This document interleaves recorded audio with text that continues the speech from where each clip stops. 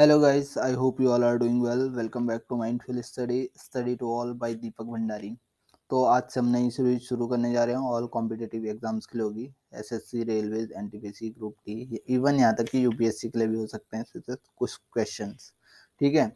और state BCS के लिए तो होगी बेनिफिशियरी। और ये हम हिंदी और इंग्लिश में करेंगे। तो पहले मैंने सोचा था कि इसमें हम आंसर में यहीं पे इंक्लूड कर दूंगा, लेकिन इससे आपका रिटेंशन स्पान नहीं बना रहेगा, मतलब डिस्टेंशन नहीं बना रहेगा वीडियो में। तो हम आंसर में इसको आपके पीडीएफ में इंक्लूड करके टेलीग्राम चैनल पे पोस्ट कर दूंगा, लेकिन आप इसको नोट कर सकते हो। वैसे ये इंपॉर्टेंट रहेंगे आपके लिए। इसके आएंगे 5 पार्ट लगभग। इसमें 100 क्वेश्चन की होगी। ये पार्ट 1 है, इसमें 20 क्वेश्चन है। सबसे पहले हम देखते हैं पहले क्वेश्चन क्या है। A new chapter 4A on fundamental duties one was inserted in the Indian Constitution in मौलिक कर्तव्यों पर एक नया अध्याय 4A भारतीय संविधान में सम्मिलित किया गया था। इसके ऑप्शन है 1971, 1980, 1976, 1984। तो कौन सा होगा? इसका आंसर होगा बी। अब जैसे आपको पता है 44 कॉन्स्टिट्यूशन अमेंडमेंट एक्ट हुआ था, जिसमें बहुत सारे अमेंडमेंट हुए थे। तो उसमें 1976 में आता था, उसी के तहत जोड़ा गया था 4A पार्ट को। अब देखते हैं next question. Question number 2। In India the जजेस of the high court of state are appointed by. Bharat में किसी राज्य के उच्च न्यायालय के न्यायाधीशों की नियुक्ति किसके द्वारा की जाती है? तो किसके द्वारा की जाती है? दूसरे का आंसर क्या हो जाएगा? प्रेसिडेंट के द्वारा, vice president, chief justice of India, governor. तो प्रेसिडेंट जी के द्वारा की जाती है, ये आप याद रखना। ठीक है। तीसरा क्वेश्चन है with reference to the Indian Parliament, consider the following statement। भारतीय संसद के संदर्भ में निम्नलिखित कथनों पर विचार करें। ठीक है। इनमें से आपको बताना कौन कौन से सही है। मैंने बोला था ना, all legislation required the consent of both houses of parliament, all financial legislation must be recommended by the president, both the house of parliament have the power to vote the demand for grants presented by the government. देखो, सबसे पहले सभी विधानों के लिए दोनों सदनों की सहमति आवश्यक है। दूसरा, सभी वित्तीय कानूनों की सिफारिश राष्ट्रपति द्वारा की जानी चाहिए। संसद के दोनों सदनों को वोट देने का अधिकार है। सरकार द्वारा प्रस्तुत अनुदान की मांग जो मिलती है उनको ग्रांट किया जाता है गवर्नमेंट द्वारा। तो इसका सही आंसर कौन कौन से होंगे? ठीक है। तो तीसरे का ये आंसर है, इसका आंसर होगा जो 1 और 3 है। ठीक है, 1 और 2 है, सॉरी। जो सबसे पहला होगा, all legislation require the consent of both houses of parliament. सभी विधानों के लिए दोनों सदनों की सहमति आवश्यक होती है, ये होगा ही होगा। All financial legislation must be recommended by the president. सभी वित्तीय कानूनों की सिफारिश राष्ट्रपति द्वारा की जानी चाहिए। ठीक है। अब इसके बाद देखते हैं नेक्स्ट क्वेश्चन के बारे में। देखते हैं which article of the Indian constitution says there shall be a parliament for the union which shall consist of the president and 2 houses to be known respectively as the council of state and the house of the people. भारतीय संविधान का कौन सा अनुच्छेद कहता है कि संघ के लिए एक संसद होगी जिसमें राष्ट्रपति और 2 सदन होंगे जिन्हें क्रमशः राज्य की परिषद और लोकसभा के रूप में जाना जाएगा? तो कौन सा आर्टिकल कहता है, ये बताइए आप। एक बार पॉज लेके बता सकते हो आप, सोच सकते हो आप। देखिए कितने क्वेश्चन सही करते हो आप। ठीक है। तो क्वेश्चन नंबर 4 के ऑप्शन है आर्टिकल 69, आर्टिकल 79, आर्टिकल 89 और आर्टिकल 99।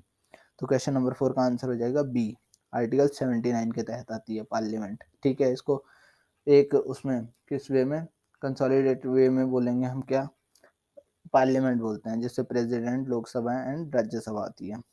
तो नेक्स्ट क्वेश्चन देखते हैं। Question number 5।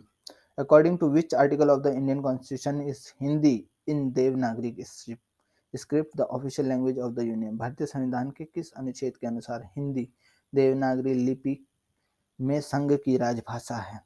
तो ये बताइए आप। क्वेश्चन नंबर 5 सिलेक्टेड क्वेश्चन है ये। होप सो हेल्प करेंगे आपको। अगर आपको 1% भी लगता है मेहनत सही है, क्वेश्चन सही है, तो आप चैनल को लाइक सब्सक्राइब कर सकते हैं। अगर नहीं लगता है तो इम्प्रूवमेंट की जरूरत है तो आप बता सकते हो। तो क्वेश्चन नंबर 5 का आंसर हो जाएगा क्या? ए, आर्टिकल 343। तो इसके तहत कहा गया है कि भारतीय संविधान के में हिंदी देवनागरी लिपि में संघ की राजभाषा है। तो क्वेश्चन नंबर 6 देखते हैं। How many members are nominated to the Rajya Sabha. Rajya Sabha के लिए कितने सदस्य मनोनीत होते हैं? ये मैंने आपको बताया है। इनकी ना पूरा मैंने चैप्टर पढ़ाए हैं, पॉलिटी की पूरी सीरीज शुरू की हमने, उसकी प्लेलिस्ट में आपको पूरी मिल जाएगी 1 बाय 1।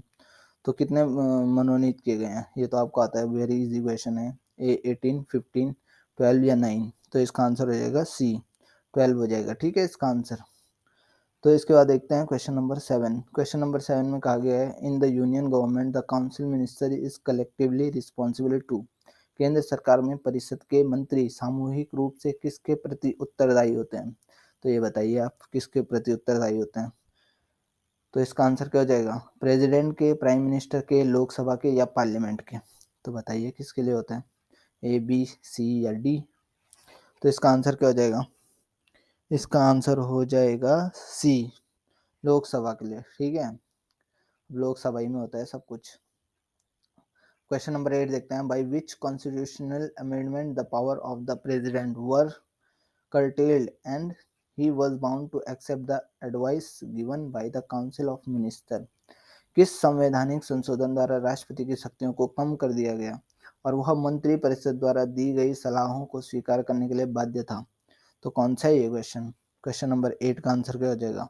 इसमें है 24th constitution amendment act, 41st constitution amendment act, 25th constitution amendment act, 42nd constitution amendment act. तो आंसर बताइए आप। तो यह है 42nd कॉन्स्टिट्यूशनल अमेंडमेंट एक्ट, ठीक है। अब इसका आंसर आप कमेंट बॉक्स में दीजिए कि 44 कॉन्स्टिट्यूशन अमेंडमेंट एक्ट हुआ कब था।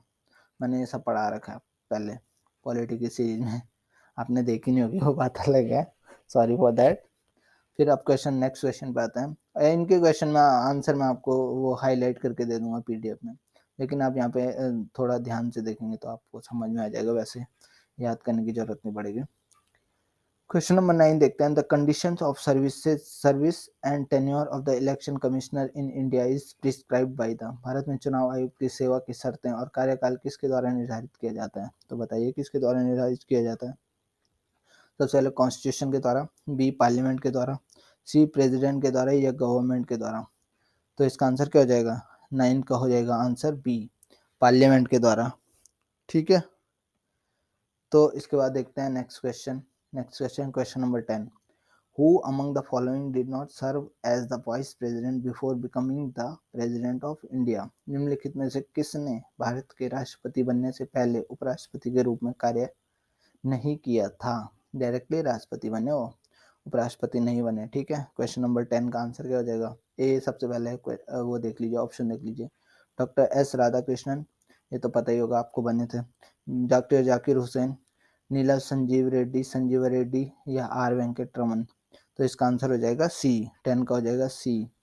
तो आप लिख भी सकते हो, नोट्स भी बना सकते हो, वैसे मैं आपको नोट्स प्रोवाइड करा दूंगा टेलीग्राम चैनल पे, ठीक है। तो नीलम संजीव रेड्डी थे, इसका आंसर ही हो जाएगा। 11 number, question number 11 sorry. Rajya Sabha के सदस्य का कार्यकाल होता है, कितना होता है राज्यसभा के सदस्य का कार्यकाल? ये तो बहुत इजी क्वेश्चन है।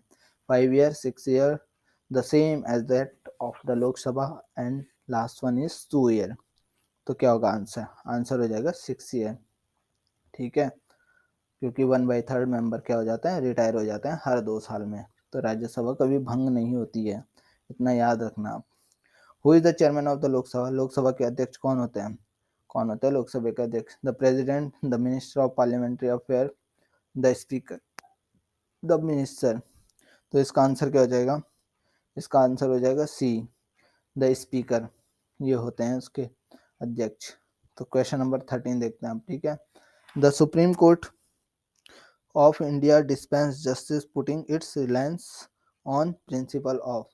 भारत में सर्वोच्च न्यायालय ने अपने निर्भरता के सिद्धांतों पर रखकर न्याय प्रदान किया। कौन सा है इसका आंसर? क्वेश्चन नंबर 13 का आंसर क्या हो जाएगा? 13 का आंसर हो जाएगा D, procedure establish by law. जो प्रोसीजर एस्टेब्लिश किए जाते हैं लॉ के द्वारा, उनको, उनके सिद्धांतों पे काम करता है कौन? हमारा सुप्रीम कोर्ट। तो सुप्रीम कोर्ट किसी के उसमें नहीं आता है, वैसे अब तो अलग ही बात है, देश किसी और ही जा रहा है अभी, है ना। आप सोच सकते हो, जो पढ़ाई करने वाले हैं, आप अपना कंसेंट रख सकते हो, इस बारे में बता सकते हो। विच ऑफ द, अब नेक्स्ट क्वेश्चन देखते हैं, छोड़ो इन सब बातों को। क्वेश्चन नंबर 14 के बारे में देखेंगे। Which of the following set of bill is present to the parliament along with the budget. निम्नलिखित में से कौन सा बिल बजट के साथ संसद में मतलब प्रस्तुत किया जाता है। थोड़ा हिंदी में मैंने ये ट्रांसलेट किया है तो इस वजह से थोड़ा वो आ रहा है, इसमें कोई कोई शब्द आपको समझ में नहीं आएगा, संसद में मौजूद नहीं होगा, प्रस्तुत किया जाता है। ठीक है, तो इसका आंसर क्या है, इसके ऑप्शन है direct taxes bill and indirect taxes bill. कौन कौन से होते हैं, contingency bill and appropriation bill, finance bill and contingency bill, finance bill and appropriation bill. तो कौन कौन से बिल प्रस्तुत किए जाते हैं बजट के साथ, तो इसका आंसर होता है D, finance bill and appropriation bill. अब मेरे को ये बताना, कंटिजेंसी है ना, ये कंसोलिडेटेड फंड ऑफ इंडिया होता है, कंसोलिडेटेड फंड है और कंटिजेंसी फंड है, ये कौन कौन से आर्टिकल में आते हैं, तो मैं ये आपको बता देता हूँ। ठीक है, बता दूंगा मैं आपको अगली वीडियो में, तो आप बता सकते हो आप ऐसे उसमें कमेंट बॉक्स में। तो क्वेश्चन नंबर 15 देखते हैं। Centre state financial distribution take place the recommendation made by. केंद्र राज्य वित्तीय वितरण द्वारा की गई सिफारिशों को स्वीकार कौन करता है। मीन सेंटर और स्टेट में जो फाइनेंशियल डिस्ट्रीब्यूशन होता है, अभी मैं यही बता देता हूँ, कोई नॉर्मल वे में लेमन लैंग्वेज में बताता हूँ कि जो जीएसटी मिलता है उसका डिस्ट्रीब्यूशन कौन करता है, कौन करता है, मतलब कि इतना पैसा देना चाहिए गवर्नमेंट को, मतलब सेंट्रल गवर्नमेंट को स्टेट को, तो कौन करता है, inter state council, finance commission, planning commission या पार्लियामेंट, कौन करता है। क्वेश्चन नंबर 15 का आंसर क्या हो जाएगा, फाइनेंस कमीशन। अभी कौन सा फाइनेंस कमीशन है हमारा, 15 की 14 बताइए। इसके अध्यक्ष वो कौन है, चेयरमैन, ये भी बताना है आपको, कमेंट बॉक्स में बताइए। ठीक है, तो क्वेश्चन नंबर 16 देखते हैं। There is no provision for impeachment of, किस पे महाभियोग चलाने का कोई प्रावधान नहीं है इनमें से। ठीक है, the vice president, the chief justice of high court, the chief justice of India, the governor. 16 का आंसर क्या हो जाएगा, 16 का आंसर हो जाएगा डी, द गवर्नर। गवर्नर ऐसी पोस्ट है जिसपे इम्पीचमेंट नहीं किया जाता है, कोई प्रावधान नहीं है हमारे कॉन्स्टिट्यूशन में। क्वेश्चन नंबर 16 देखते हैं हम। इन India the power of judicial review is restricted because. Bharat में न्यायिक समीक्षा की शक्ति प्रतिबंधित है क्योंकि the executive is supreme, the legislature is supreme, the constitution is supreme, the जज आर ट्रांसफरेबल। तो क्या होगा इसका आंसर, क्वेश्चन का आंसर क्या हो जाएगा, क्या अपना कॉन्स्टिट्यूशन सबसे सुप्रीम है हमारा। ठीक है, इसलिए भारत में न्यायिक समीक्षा की शक्ति प्रतिबंधित है। इसके बाद देखो मोस्ट इंपॉर्टेंट क्वेश्चन, ये होप तो सब कर लेंगे। Article 40 of the constitution of India state that. ठीक है, आर्टिकल 40 कहता है कॉन्स्टिट्यूशन ऑफ इंडिया का कि the state shall take step to organise x. ठीक है, कि जो स्टेट है इसको एक वो लेना चाहिए, स्टेप लेना चाहिए ऑर्गेनाइज करने के लिए एक्स को, and endow them with such power and authority as may be necessary to enable them to function as unit of self-government. In this statement, X stand for। अब देखो हिंदी में बता देता हूँ मैं। भारत के संविधान के अनुच्छेद 40 में कहा गया है कि राज्य एक्स को संगठित करने के लिए कदम उठाएगा और उन्हें ऐसी शक्ति प्रदान करेगा और प्राधिकरण जो उन्हें स्वशासन की इकाइयों के रूप में कार्य करने में सक्षम बनाने के लिए आवश्यक हो। ठीक है, इस कथन में एक्स का अर्थ क्या है, कौन क्या है एक्स इसमें, विलेज पंचायत है, जिला परिषद है, इंटर स्टेट काउंसिल है या नन ऑफ द एबव है। ठीक है, क्वेश्चन नंबर 18 का आंसर हो जाएगा ए, विलेज पंचायत को करेगा। क्वेश्चन नंबर 19 देखते हैं। विच of the following statement is correct, कौन सी स्टेटमेंट करेक्ट है इसमें से। The constituent assembly of the India was elected by the provincial assembly in the year of 1946। तो कॉन्स्टिट्यूशन असेंबली इलेक्ट की गई थी बाय द प्रोविंशियल असेंबलीज 1946 में, पहला कथन ये है। ठीक है, जवाहरलाल नेहरू एंड जो मोहम्मद अली जिन्ना थे and Sardar Vallabhbhai Patel were member of the constitution assembly of India, ये मेंबर थे कॉन्स्टिट्यूशन असेंबली के। दूसरा ये है, first session of constitution assembly of the India was held in January 1947।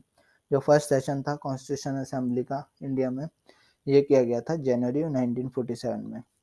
तो ये तीसरा कथन है। The constitution of India was adopted by 26 जनवरी 1915। जो कॉन्स्टिट्यूशन था जो कॉन्स्टिट्यूशन था इंडिया का वो अडॉप्ट किया गया था 26 जनवरी 1950 को। तो आपको बताना है इसमें से कौन सा कथन सत्य है। तो इसमें सबसे पहला कथन सत्य है, ए है इसका answer. The constitution assembly of the India was elected by the provincial assembly in the 1946। तो इसमें किया गया था। तो इसके बाद देखते हैं क्वेश्चन नंबर 20 और लास्ट क्वेश्चन है ये इस सीरीज का पार्ट 1 का। तो इसमें टोटल 100 क्वेश्चन या 120 क्वेश्चन आएंगे, ठीक है। हर पार्ट में 20 क्वेश्चन होंगे, तो ज़्यादा बड़ी ना हो जाए वीडियो, इसके लिए किया गया है। तो भारत के संविधान का मसौदा तैयार करने वाली संविधान सभा के सदस्य थे the member of the constitution assembly which drafted the constitution of India were. ठीक है, तो इसका आंसर में क्या क्या है, किसने किया था, सदस्य कौन कौन, nominated by the British parliament, nominated by the governor general, elected by the legislative assembly of various provinces, elected by the Indian National Congress of the Muslim League। तो इसमें से कौन सा आंसर सही है, इसमें से आंसर सही है सी, जो इलेक्ट किए गए थे legislative assembly of various provinces, जो अलग अलग प्रोविंस थी उनके वेरियस असेंबली से इलेक्ट किए गए थे। सो यही था आज के इस लेक्चर में। Thank you so much. अगर आप यहाँ तक बने हुए हैं, if you like the video hit the like button और सब्सक्राइब कर सकते हो, ये आपकी इच्छा है। अगर नहीं पसंद आता है तो डिसलाइक भी कर सकते हो और बता सकते हो। अगर आप बताओगे नहीं तो मैं इम्प्रूव कैसे करूँगा। So thank you so much. जय हिंद, जय भारत।